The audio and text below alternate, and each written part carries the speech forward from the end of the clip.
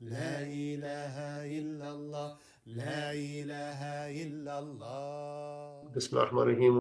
I wanted to, open the floor for a little bit of interactive discussion, especially being in a more interiorized state, a more centered state where the mind is not as scattered, where we can have a discussion from a more subtle place. So I will ask some open-ended questions, and I will ask each and every one of you to respond, inshallah. And then I'll say a few words perhaps at the end, if need be.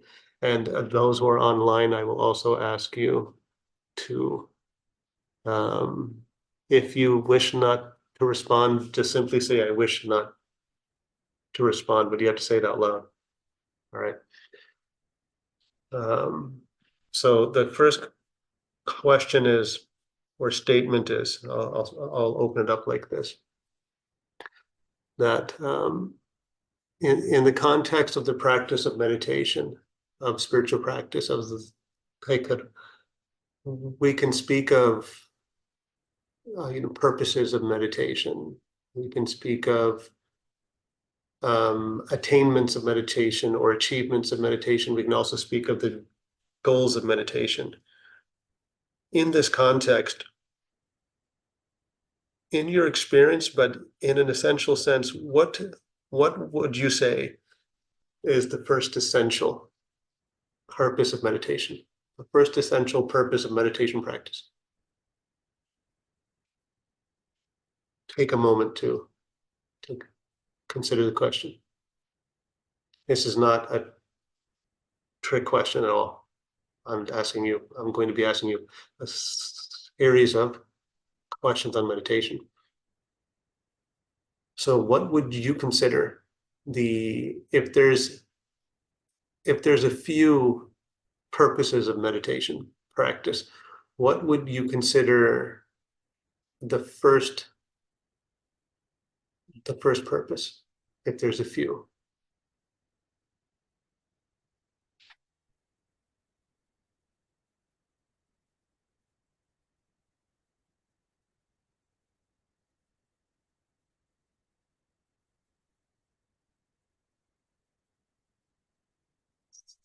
Maybe Khalil, please.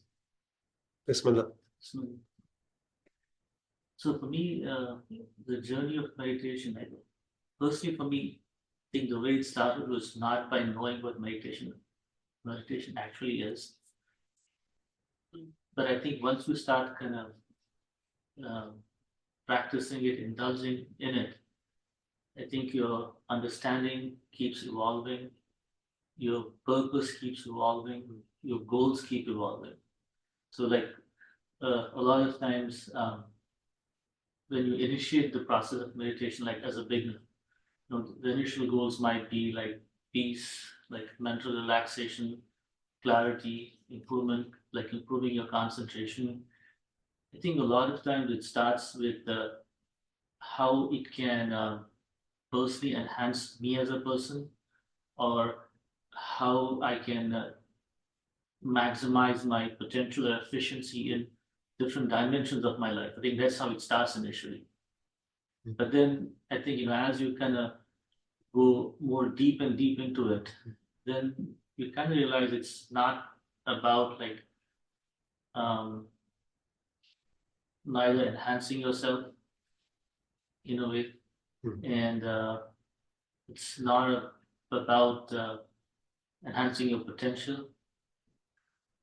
It's something else. All right. That's a very nice answer. And to respond, Barakallah Feek, you mentioned that once one practices and one may not even know why you begin. Yes. Just in recap, but there's just a sense of a pull to meditate, especially for those who are destined to actually meditate. There's usually a pull. They just perform it. They just begin meditating. There's not necessarily a preconceived kind of notion. Some of them may be peacefulness, a sense of peace, or these sort of things, of relaxation. But for others, it may be more than that, some kind of realization, but still it's unclear.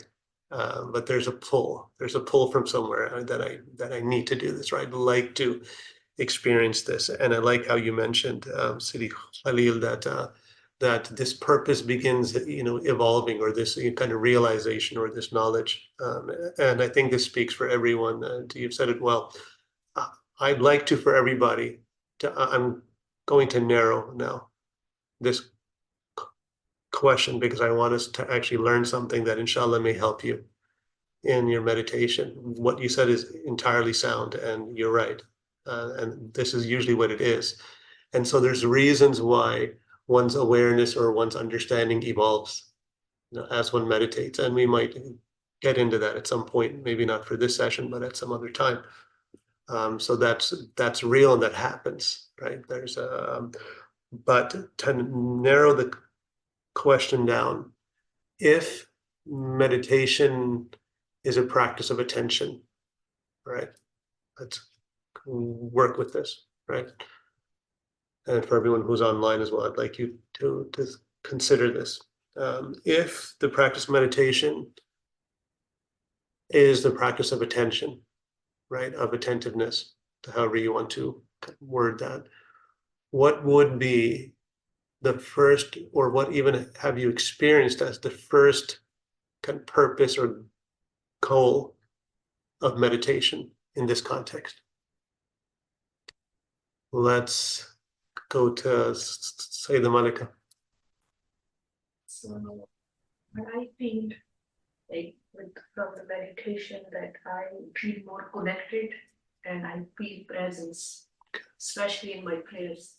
After, if I meditate, and then after that, if I perform my prayer, I feel a lot of presence and connected spiritually. All right, alhamdulillah. So Sayyida, my wife, so she mentioned, as a response to the original question I asked, that by the practice of meditation, I feel you wish to meditate so that you feel more, more presence, and then that you bring this presence into your worship and your ibadat and your dhikr of Allah. And this is a very beautiful response. This is excellent. This is exactly one of its purposes in general.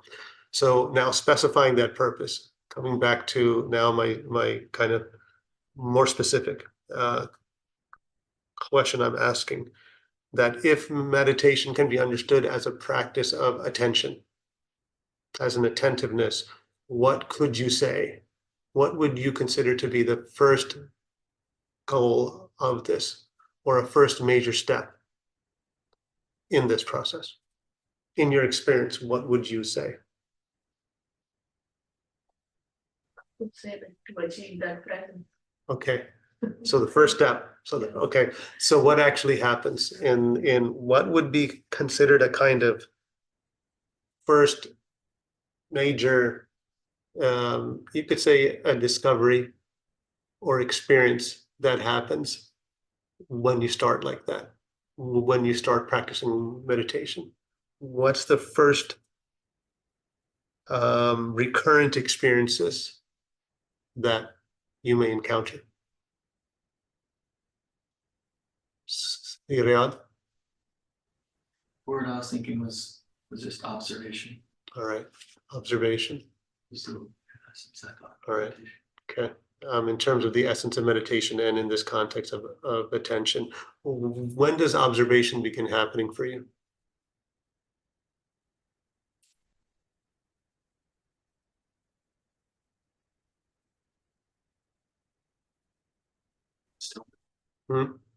In stillness. And when does stillness begin happening for you? When there's 5 seconds left in the meditation. Right. Finally, the mind calms down. Right. There's the intention and then action of shifting the focus. All right. Onto observation. Okay. Sensation. All right. Okay. So when the attention shifts its focus onto the observation of sensation, there's more of a rootedness in observation, or this sense of observation and stillness. All right. That's interesting. So what's happening before you get there, before the shift in meditation?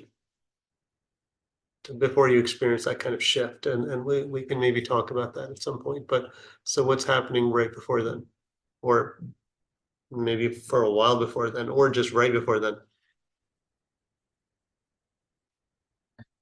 Yes, a sense of like a dissonance that way, like a Dissonance, is that the word you used? All right, right.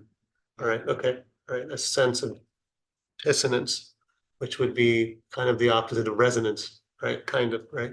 All right, all right, good. I'm happy you said that. Anyone else? Say this, Hadiqa. So when I'm hearing this question, I'm thinking that the first thing is that you're drawing your attention to paying attention to inside instead of outside of you. All right, So then you're bringing your awareness into paying attention to noticing thoughts going by, all right, feelings coming up and going, and then noticing that you're the one noticing it. You're not the thought then. all right, okay. And it kind of creates that separation. So this is the first thing I think I mean, that So this would be the first, all right, so this would be the first purpose? Is that what you're getting at? All right, okay. All right, okay. You said that the first purpose or the first what you're thinking of even before entering the meditative state or the practice of meditation is this sense of bringing the attention inward, if I'm hearing you right, and then from this place, observing your thoughts and your feelings, and then at some point observing that you're observing. Right. And so this is also very good also. But what is happening as you're trying to do that in an actual meditation experience? You're losing awareness. You're becoming distracted. You're becoming distracted. You're losing awareness. You're struggling with it. Right. Can we all agree that that happens? All right. Okay.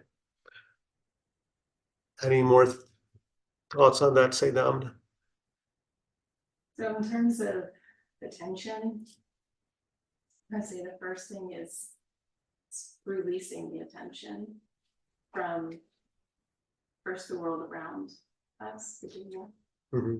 And then I think it's natural for it to internalize and turn inward, but I think we even have to release the attention from that, from our feelings, from whatever is going on inside of us. And then, so the first question, I think the primary purpose is to just open ourselves to the awareness of God's presence and awareness of us. Okay. Very well said, Sayyidam. She said in recap, in summary, that in terms of a procedure of attention, it's a matter of releasing our attention. So releasing our attention on that which is outward, our attention, our caught upness in the world, and releasing that and turning more inwards, but even releasing that because that inwardness is still a subtle outwardness because it's an attachment to our thoughts and feelings, which are usually overwhelming also. So it's even more of an inwardness. It's a movement, or it's a release rather, to something more inward. Am I hearing you right? Right. Okay. All right. All right. These are all excellent. I think I'll, in the interest of time, if there's one person online who'd like to speak and say their heart on this or their mind on this, I'll allow that for a few moments. Feel free to unmic if you'd like. Is there anything that you'd like to add? Maybe the purpose could be to know yourself, both what Okay. is created and what is uncreated. All right. Okay. So what's interesting about some of these responses, also in particular yours, Sidi Saleh, is that these are almost like, they're not ultimate purposes, but they would be a more kind of maybe like the second purpose or the third purpose, right? Like if we're speaking of a series of experiences that's occurring, right? And so what you've said is right. It's, it's accurate. Meditation as a practice, when done well and when done skillfully, it is a very direct means of self-knowledge, of knowing yourself in a very subtle way, and knowing what obstructs, ourselves and our connection to the created, and in your words, a return to the uncreated, right? But of course, these are strong and big words, both theologically, philosophically, spiritually, and mystically, right? But as I began to maybe hone in more on what I was after, right? Because after all, I'm trying to I'm filtering this, right? All of your responses are very valid, right? Kind of is that the one could say from the point of view of a practice of attention, the first kind of step or like milestone, one could even say, that may be a better word, maybe not, is to recognize how much your attention is all over the place, that it's that how much we fail at this, right? Of just attempting to bring our attention to an object of our meditation, to whatever that object is, whether that object is the breath, whether the object is a kind of sensing of our body, whether this subtle object is a sense of stillness, starting with maybe physical stillness, which then it may evoke a more subtle kind of stillness to behind that outward stillness, right? Is the recognition that we're kind of failing at it, where we're struggling with it, right? Maybe failing is, I don't think it's a strong word, but maybe some people might. So that's an interesting kind of landmark experience, right? That we tend not to do this well. And in fact, if you've done longer meditations that you time, you're really happy when it's almost done. Right. Who has not had that experience, right? If you're very honest with yourself and you kind of see that there's a few minutes left, all of a sudden you're entirely centered, you're relaxed, you've reached that place, the heart's open. Why is that? Travel is the same way. Yeah, so it's, especially for the retreat, especially for halwa. I remember when I had an hour left, it was like heaven. And I'm on that last hour, oh, alhamdulillah, I was like, this is great. So simply that awareness of the last hour or the last 5 minutes of meditation, whatever it is, right, does something. What's happening there, right? And I couldn't help but notice that. And I attempted to, over the years, read that into more positively, that finally the Nafs was conquered in the Dhikr, in the Khalwa, and all this. And finally now I'm in a state of presence in that meditative zone, right? But simply, if we are honest, the mind began relaxing because it understood it's almost over, so that it can go back to its normalcy, right? If you look carefully, the Nafs, the dispersive attentiveness, right, stopped to resisting your silly exercise because it understood that it's almost over. So in our practice, there is a subtle sense often of not wanting to be here. Even if a part of us wants to be here, there is another strong part of us that does not want to be here, right? We have to be very honest about that and acknowledge it and not fight this and not even perceive that this does not exist, right? Right? For the pure meditator, for all of us, we all have experiences with this. Had anyone said this, right? This would have been a sign that that they're very seasoned because they know themselves. They've come to know themselves. Because this is not the experience of just a few people or everyone who's bad at meditating. This is the experience of every meditator. Because simply, naturally, the human soul is like this, right? The meditative experience is a mirror into not just your soul, it's a mirror into, it's like a snapshot of the present moment. It's a mirror into your present moment experience. There's a part of you that's intending to be still, be present for God, to remember God. And there's another part of you in that moment that's like, I don't want to do this, right? Or I'm tired. And is there something else that I can attempt to do to make myself feel that I'm more near or remembering God? So all of these things are happening kind of in the background of everyone, right? The one who is astute or seasoned in their meditating simply has shaken hands with that part of themselves that is resisting, entirely acknowledges that, and that usually helps with a shift, right? That now everyone's kind of aligned, right? It's exactly like I have an hour left, or I have 5 minutes left, or 1 minute left. Right? This kind of, this unseen inward silent happens, right? Now all of a sudden everything's aligned and we're in the meditative state for the last minute, right? So imagine if there was this kind of acceptance from the beginning. And then when we're there, then we're present for the moment as it is.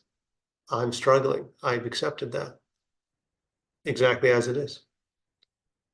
This usually, when we actually accept it, this kind of openness, you use the word openness, this acceptance, it usually evokes or procures the word you use, a shift, a kind of shift from the activity of struggling, concentrating to an activity or to a state of being that's just simply more present, right? So kind of with this said, allow me to ask you all, and those who are online can answer after I ask those who are here. I'd like to maybe hear a one-liner or something. And you can take a few moments to consider this, but how do you know in your experience in meditation or outside of meditation, right? How do you know, what do you feel or what do you experience? Or let me just say, how do you know when you're actually present? So what's happening when you're actually present? Take a moment to consider this. You can go back into your own experiences.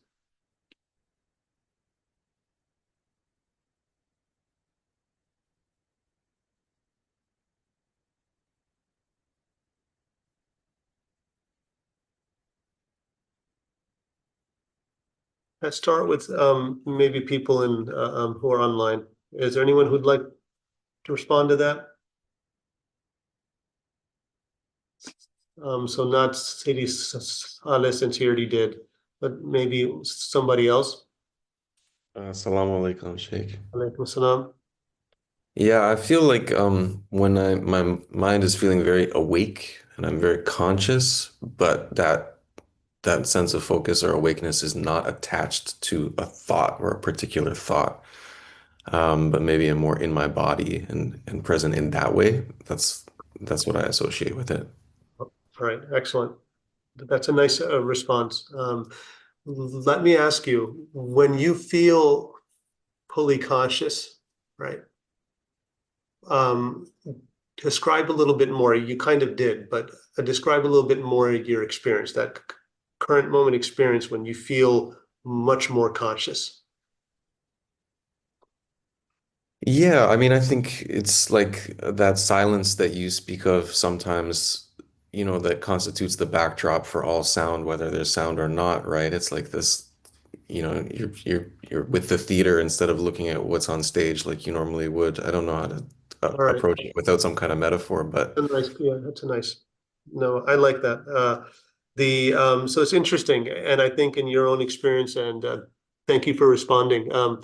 The When you're more conscious, and you all can verify this, either from your memory or from when you're more conscious, as you suggested, Brother Damien, uh, you're thinking less, or the thought is not taking center stage, right?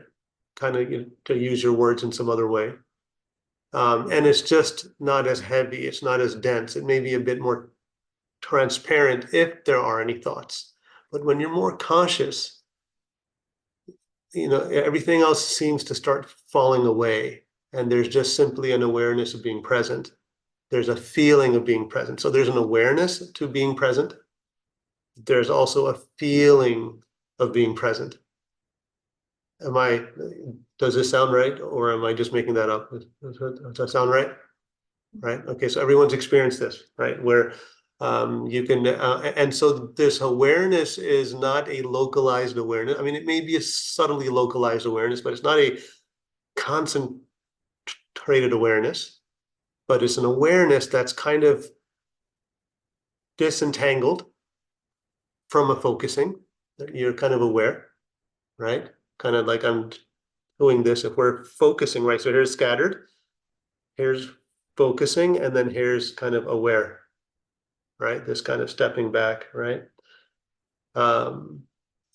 That's one element of being present. There's an awareness in being present, right? There's a particular kind of awareness of being present, and there's a feeling of being present, right? Which is usually an embodied feeling, but can go beyond the limitations of your body, but it feels embodied, right? We speak of sensing or the body being more still, and all of this. Am I, kind of, are you guys with me?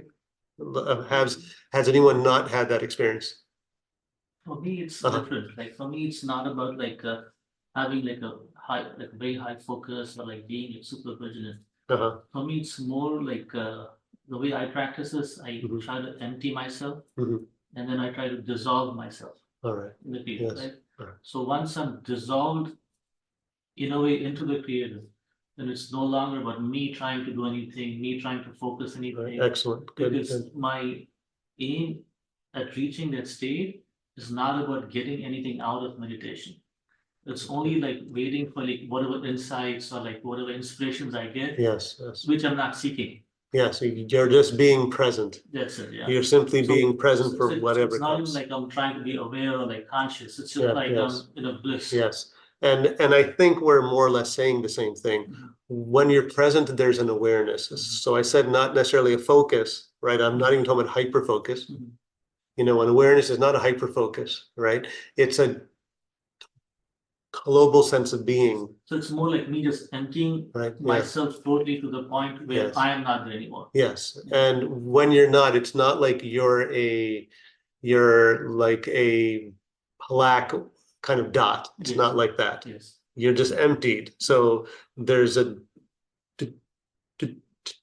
dissolving or a returning back into a sense of beingness that's just relaxed and open. Yeah, I visualize myself as dissolving myself. Yes, yes. All right, so you use that visualization to take you there. Yes. But when it happens, there's a feeling and there's an awareness and there's perhaps a beingness that one experiences. So when you are dissolved, it's not a goal, I understand that.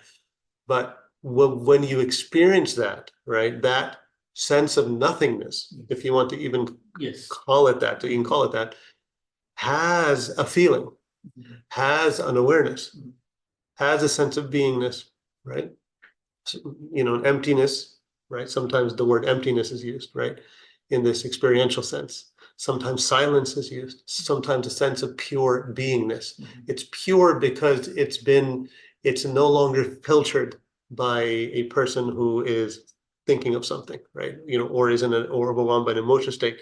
It's a return to just a pure sense of beingness, not being this or being that, being angry, being happy, even being fulfilled. It's just simply being, right?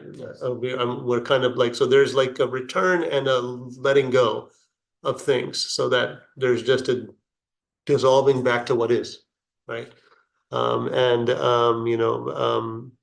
Person iPhone 2 said of the feeling of calmness. Yes, that would be one kind of feeling that registers actually being present. That when you feel more calm, a feeling of calmness may not be a full registering of being present, but the feeling of calmness is usually a sign that now we're moving on to being more present.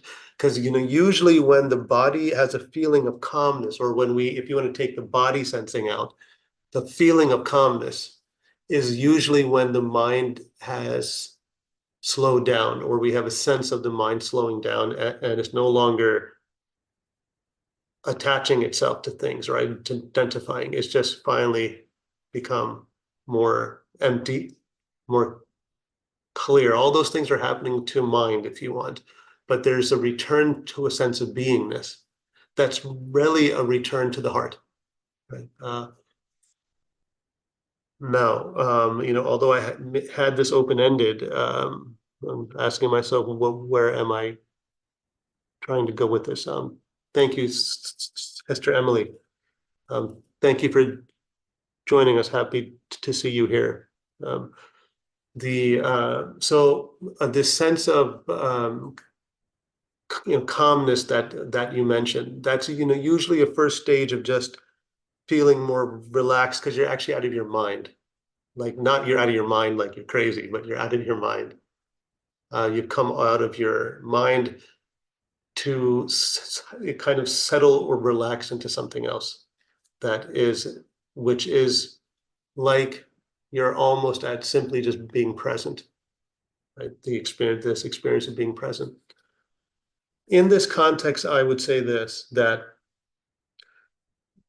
from the point of view of the activity of meditating, right? Meditation as an activity, a landmark experience of one's attention is that you are more gathered in your attention consciously, right? This does not mean a heavy, sharp sense, but you're simply more gathered in your attentiveness. When this occurs, that's a landmark. We lose it, we come back. We lose it, meaning our attention, we get lost in a thought or a current of thinking or a feeling or a memory or something else or some other sensory input as we open our eyes or whatever, or as we hear something outside of us. But as we begin to feel a slowing down, there's a gathering of the attention, not really a pointedness. I'm not really talking about that, just that sense of it's more gathered. That, I would say, is the first landmark, major landmark of the meditation practice, whether that's feeling more gathered in invoking God's name, feeling more present for it, feel more gathered for it, right? But the state that one is evoking is the sense of gatheredness. One could say that that's the first major landmark of your attention that is not scattered anymore. It's gathered, and it's easier to be gathered. Does this make sense? Right? Most of you here are more gathered, even if you're tired. You're more gathered, actually, in your attentiveness. It's easy right now to be attentive as compared to when you first walked in. It's much more easier. Why is this? Right? Something happens, something shifted. This really is the first landmark of consistent meditation practice. The more one does this, it's easier to get to this state of being. in your meditation. And it's easier to remain in this outside of meditation, actually. The state of just simply being more gathered for something. If you become aware of that sensation of just simply being present, more gathered in your attentiveness, not in a strong way, right? Not in a concert, but just that you simply are, you can take this with you. And at will, it is possible that you can, harness this and kind of use it in your work and with your, in the presence of your loved ones, etc. Right? It doesn't need to be a strong, energetic kind of focus, intensity of focus, but it can simply be you being present. So that I would say the first landmark of the meditation experience.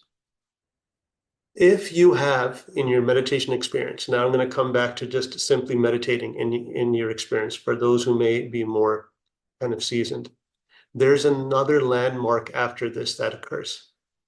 That's a major landmark of the meditation experience, that you've moved beyond even this beautiful sense of being more present and gathered in your attentiveness. If you can say this, what that experience is in one sentence or one word, I'd like to hear it. It was almost said by one of you in your definitions, but I don't want you to go back to your mind. Like stick with what I've just said, that you verified in some way, that you have felt this kind of gatheredness. If you stay in that, if you learn how to return to the sense of relaxed gatheredness of your attention in any form of meditation that you do or prayer that you do, what may occur or what has occurred in your experience? What begins happening? We spoke of the observer and the observer realizing that you're observing. That we can try to use that as a hint, but I'm not talking about observing, kind of anymore. What's happening there? That's what I'm getting at for this next major landmark. Once your attention is gathered enough, what have you witnessed is the next major landmark experience. You may not have words, but it's actually very simple, but very profound. Witnessing? Sure, but no, that's not the words I'm getting at, right? That's like a state that can occur, but there's something with the attentiveness that occurs that you may witness, that you will witness when it occurs, but it's very subtle, it's more subtle. And some of you may not have tasted it enough, right? So I'm kind of going to point it out, but some of you may have. Some of you may not have tasted it enough to actually know it's a thing, right? So I'm trying to point out something more subtle than even the subtlety of this relaxed gatheredness of attention that most meditators at some point feel. Now, next kind of subtle level of the meditative experience. If that happens enough, what usually begins happening? You notice Allah's presence. What's that? You notice Allah's presence. You notice Allah's presence. So you notice God's presence, yes? In spiritual meditation, in religious meditation, in Islamic meditation, yes, that would be a major landmark. But let's not go there yet. Let's go more into, because that is an experience, but there's something else. Let's stick with attentiveness or the attention. What happens to the attention?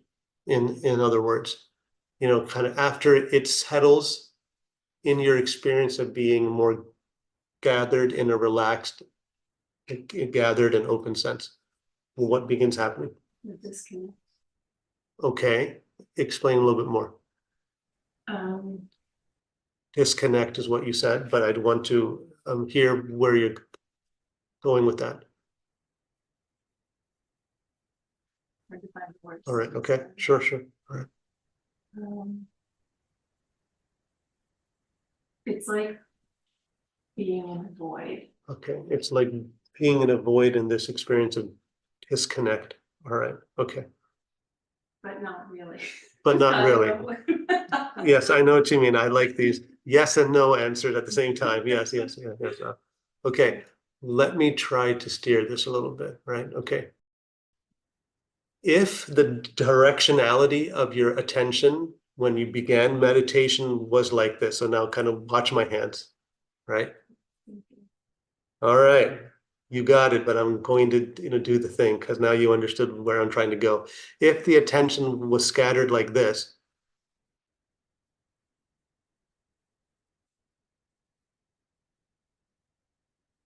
right? Okay, that's all happening. And if you're even more insane like Sajja, then it'd be like, zzz, zzz, zzz. No, I'm just joking. No, I'm joking. All right, thunderbolts coming down, all this, the world, like the day of judgment. No, I'm just joking. All right, okay. So for the normal human being, I'm just joking, right? So that, okay, scattered attentiveness. At some point, the attention is gathered more. We feel a sense of wholeness or more kind of attentiveness, globality, gatheredness is a good word. There's a calmness and a cohesiveness to without stringent effort, but it's there now, right? What starts happening? You said a word? Sinking in. Yes. What naturally follows that once you are more present for the experience of your attention being more gathered, is a sinking in, a kind of inwardness turning, an inward turningness of the attention. Right now, you all have to some degree experienced this, but it was very subtle. It was hard to kind of point out. It's very simple, right? Once we say it, but this is subtle. It may not have happened for some of you yet, but for my sense is for all of you, it has to some degree, right? This subtle turning inwards, this inwardness of the attentiveness, that it turns inward upon itself. This is where the witnesser observes, or one observes that they are witnessing. Like all these other things then start happening, right? A kind of witnessing that I become aware that I am observing my thoughts, right? This is only possible when it's actually happening, not just as a mental concept, but as an experience where something else kind of awakens. This is only possible when the energies of the attention have stilled enough and have been gathered enough, see my palms facing outward, that they begin facing inward as they come in. And first they sink in. So for some, it's a sinking in to the heart space, and then a turning in, even a dissolving. It only begins to dissolve when it turns around. I'm relaxing, but you see, it's still a one-pointedness, right? It's still slightly facing outward in your subtlety, in your attentiveness. It's when it simply relaxes and stays present and accepts where it is that it turns on itself. It turns on itself. It returns to its source, meaning the attentiveness returns to its own source as itself, as aware presence. This presence of awareness, as it turns on itself, then awakens to its own self-awareness. Like, so this experience of the witnesser observing itself, observing, if you want to use these terms, right? But at each stage, there's a kind of insight or a knowledge or an awareness or a feeling that occurs. There's a feeling for gatheredness in the body or in your subtle space that's now your body, that goes beyond the confines of your body, right? If you'd like. There's a feeling of this in the body, of being present, where usually that's not our default state. We're usually scattered and caught in one thought, so we're always angry. We're fixated on being angry about something, or happy about something, or looking forward to that party or that event, right? You see how where one part of us has kind of taken over, has co-opted the whole presence, and where that laser sharp kind of focus on one thing, which is not a bad thing. I'm just saying that's what's happening, right? We're looking forward to that event. We're getting ready for that event. We're really very nervous about that event. We can't go to sleep because we have an exam the next morning. We've studied so hard to like whatever it is. It's co-opted the subtle spaciousness of simply your presence. Right? But in meditation, we have the availability as sometimes being in nature and just contemplating subtly in a relaxed way in nature, or contemplating God. Right? That the attention gathers and opens itself, but also begins to sink back ever so subtly into itself or into its source. When it turns around like that, that's when simultaneously there's this awareness that we're observing, but also eventually, if you stay here long enough, dissolving into this pure beingness or your presence, right? To whatever you want to call it. And in that is an intuitive awakening to some other subtle awareness. That's the second major landmark of the meditation experience. I would say that I want you to take home, as a landmark, right? Yes, the mind can make an object out of this experience, but in as much as it's a landmark that one can flag and it's helpful, right? When you know the distinction between being totally scattered and being relatively gathered, right? That's helpful.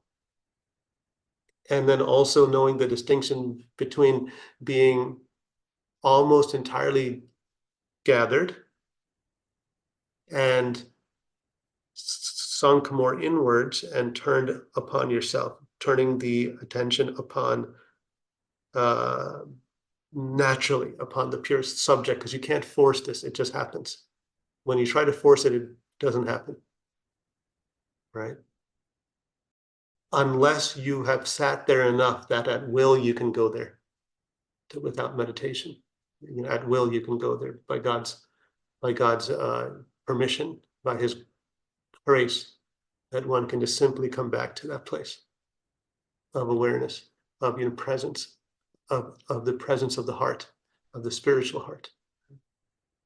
So then one can see from there. And this then I would say is what I would say the third major landmark of the experience, that when and as by the grace of God, by Allah subhanahu wa ta'ala's, by His idhan, by His permission, that you learn to rest here enough and stay here enough in your dhikr, in your muraqaba, in your muhasaba, right?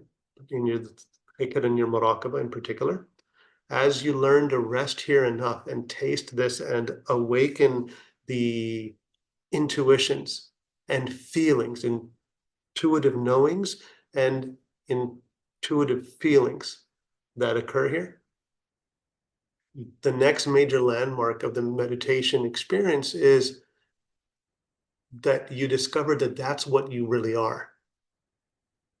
Right? This is what you really are. This is more your real you, the real I inside, that is simply aware of everything that's occurring, not mentally, but from the pivot of your pure beingness, from the center of your being, that this is what you are, and you've always been this. Everything else has been superimposed upon this, all your roles in life, everything about your life, all your reactions, all on the level of the body and the mind. Right? That you're actually this. When this is discovered by resting here enough in meditation and outside of it, right? When we rest in this enough, then the sense of being able to remain here as we interact with the rest of the world, that we simply stay open from here. And that everything that was in the foreground of our experience simply becomes transparent to this awakened background of our direct experience that we tapped into, that we contacted in the meditation experience. That now, since this is more permanently open and the place where you have taken your seat, because you realized this is your true nature, your real identity, your presence with God in the center of your heart. Now it, by God's leave, by God's permission, naturally begins to come out with you back into the foreground of your experience, such that the background comes out or stays open as it engages with the foreground of your experience. This would be the third to the fourth if you want to distinguish them, but you could even just say the third major landmark experience. You could say the fourth, after the recognition, the self-awareness that this is what you are in always, actually. And you can verify this. This is always what you are, even when you're angry, even when you've sinned. In fact, after you sin and you let go of the desire to do the sin because it's fallen away, you return for a moment here, right? What we could call the post-sin clarity, right? It's like, wow, right? That even though it may feel bad, there's something there that's just pristinely aware, right? This is what the Sufis call your death. When you perform a major sin, you die, but something in you is aware that you've just died, actually. It's that awareness that the death actually points to by the mortal sin, by that sin, to whatever the major sin is, right? This is what is called, and then once you see this enough, you learn to not die again and again in that sin, spiritually speaking.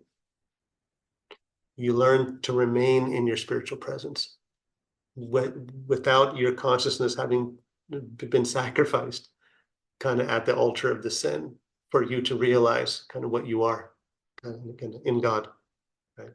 You learn enough to just stay here, right?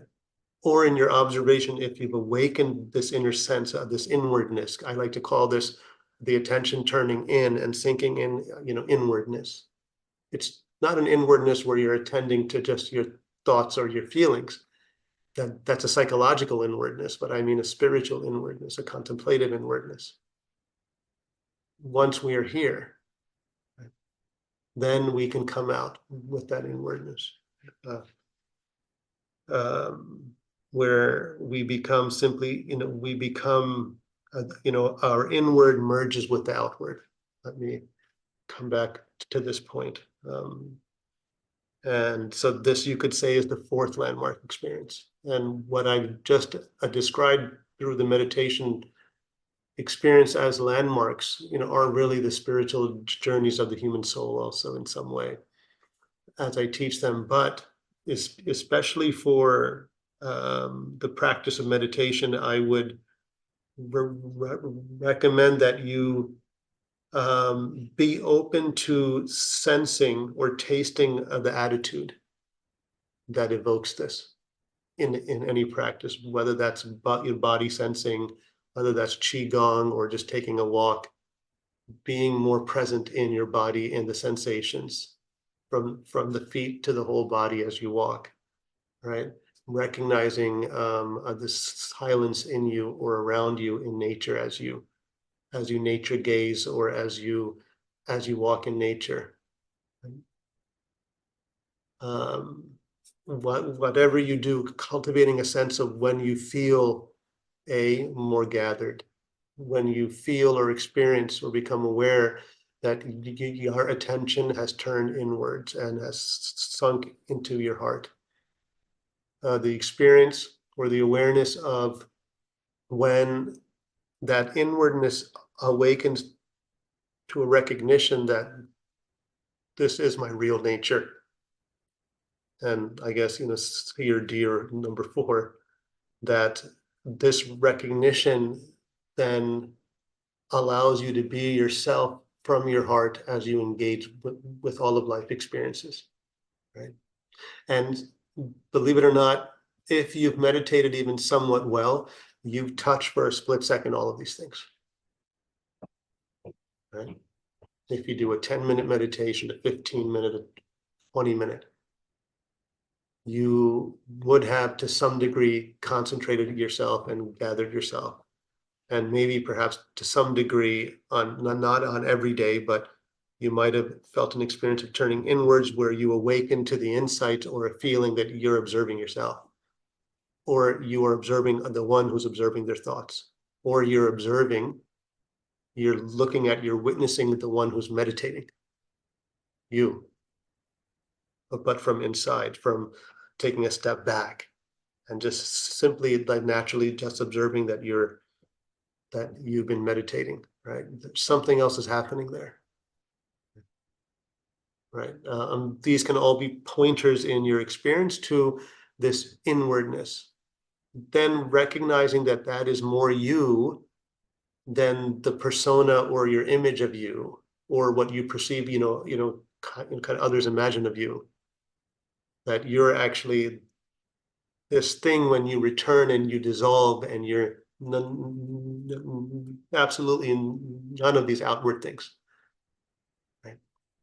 That is more you. When that is realized, even more, or you may touch this and recognize that, yes, this is my state in meditation. And finally you come out with it. You end your meditation, you say the Fatiha, but there's something in you or in your experience that's still there. As you begin looking at things, as you open your eyes and you engage with the world again, even if you lose it, my point is that you have probably touched each one of these landmarks, at least for a split second, right? So when you become more familiar with noticing it, it may be helpful to you to learn how to rest in it, right? So if that means finally, in conclusion, I appreciate your patience, all of you. And I know it's been a long day for all of us. That if you have difficulty focusing when you notice that you're more gathered, kind of learn that experience, how that feels, and its meaning, right? And how it can be applied in life. You'll get there more. Then as you engage that more, then learn the experience of the attention turning inwards and not being pulled out so much by an argument, by something that you love, but rather from the inwardness, just simply embracing all those things, right? Inside the meditation and outside. The more you practice that, the more you stay there. And then perhaps discovering that inwardness is what you are always as spirit, as your presence of spirit, and then attempting to embody that spirit in all of your actions and interactions. Does that make sense? Moving from a state to a station. Yes, going from a state to a station, absolutely. And it's interesting that the word station is used, or maqam or station, and Sufism. Station is a standing, conscious standing, but it's a standing that you've consciously realized, but that you have also been established in by God, right? So this is where the word in Sufism comes. But its first part is also your work at consciously standing there. Once you realize it, once you recognize, once you taste it enough, you begin standing there more consciously. You take that as your conscious stance. I've touched my heart. I'm going to intend to make my conscious stance my heart. As I engage with the world, eventually Allah will establish you there as a station. Yes, it's exactly what it means. This is why the Sufis say that a station is something that you work on and God also establishes you in. But a state, a hal, is something that God gives you freely as a gift, independent of your striving. Right? You may come into an ecstatic state in Hadra, the sacred dance, or something, or like the majlis. But even though the majlis may have been an outward cause, that hal is independent. Although the context, evoked it, but it wasn't the direct cause. That's from God. Right? So that's a hal. But to maqam is exactly what we said. And it's exactly this, making a state. So if you've tasted a state that is very profound, one can strive to make it a station. Exactly. Prepare the cup to receive the. Yes, and all of that. So, of course, I don't mean states of complete, intoxication. You can't make spiritual intoxication your station. But what does happen is that the more intoxicated you get spiritually in God's presence of love, and just an opening, if it is established internally in you, it's no longer intoxication, but it's inwardly, it's like intoxication, but now you're established in it and you're not, imbalanced by it. So it becomes a station in that the awliya say, the friends of God, the saints say that inwardly we are intoxicated by God, by God's love, and outwardly we are established in God's law, right? So inward haqiqah is intoxication, right? And outwardly we are in sobriety by following the law, the sacred law, although inwardly we're entirely free and just ecstatic, but outwardly we conform to the divine norm. And so to balance these two is what really Islamic spirituality is about, to maintain this balance, to maintain that. I'll just say that much about that, inshallah. All right. Okay. So that's a nice insight. So we've gone about an hour and 20 minutes or 15 minutes. So let's stop here, inshallah. Is that fine? Was that helpful? I'm sorry if I lost you all in words. Was any of this helpful? All right. I feel like there are a lot. I became very wordy. I'm sorry about that, but I really wanted to point out a few things that I felt were important for anyone's meditation experience. That if they kind of lock in on these subtle experiences, even if it runs the risk of making it into an object, these are still nonetheless landmark experiences that they will help you kind of set sail or kind of use as an anchor kind of in the sea, right, of your meditation experience. All right, alhamdulillah. All right, alhamdulillah. I'm happy to hear that's Mr. Brenda. All right, alhamdulillah, happy to hear that. I think as a final take home, at each one of these subtle places of experience, there is, for some, there may be a feeling sense first, but there's also a sense of awareness. And there's really both of these things, right? So there's really both of these things. In future talks, I may make a course out of this, like experientially, but probably on like one of these Fridays, I'll speak of it. But these are like the latifas in Sufism. Once you're at, for example, the latifa or the subtlety of the intellect, there is a feeling sense and obviously a knowing sense involved. Once you're at the heart, there is a feeling sense and there's a knowing sense, meaning there are certain intuitions that arise or that are born there or that are evoked there, a kind of knowledge that arises there, right? I mean, how does a spiritual or a mystic or a saint, or a sheikh or whoever speak, about things? It's because they're there and they receive, right? You mentioned you wait and you receive. So these are what insights and intuitions are, right? The intellect has its own range of intuitions that come directly from angels and God, right? That's a latifa. The Nafs has its own intuitions that come from God, the angels, its own self, and the devil, actually, right? So does the intellect. But when we get more subtle and more subtle, the heart has intuitions that are mainly from angels and God.